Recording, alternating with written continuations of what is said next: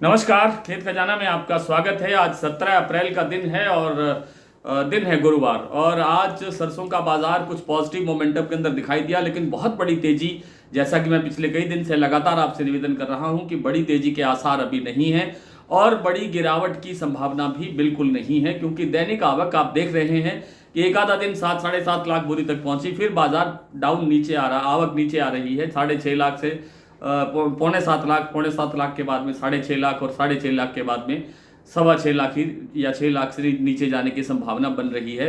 बाजार में आवक नहीं बढ़ने से कोई प्रेशर आगे बढ़ने की संभावना नहीं है। केवल और केवल एक इंटरनेशनल मार्केट का जो बाजार है, जो खाद्य तेलों का बाजार है, उसमें अगर कोई बड़ी गिरावट नहीं आती है तो सरसों में 100 रुपये 50 रुपये से ज़्यादा की गिरावट किसी भी दौर में आने की संभावना नहीं लगती है।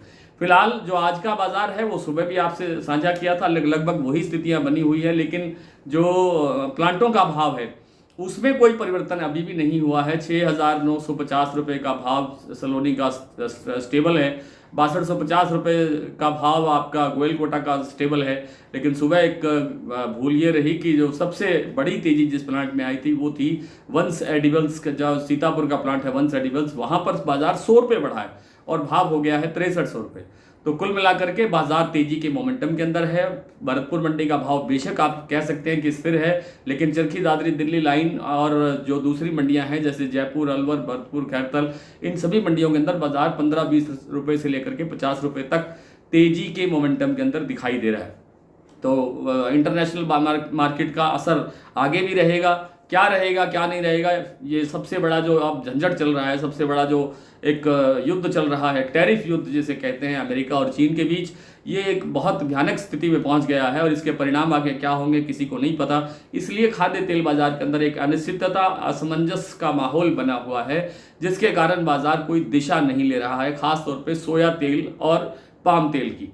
तो आज पाम तेल के अंदर कुछ सुधार हुआ और सोया तेल के अंदर भी कोई बड़ी गिरावट नहीं हुई, 1-2 रुपये का बाजार बढ़ाई है प्रति 10 किलो।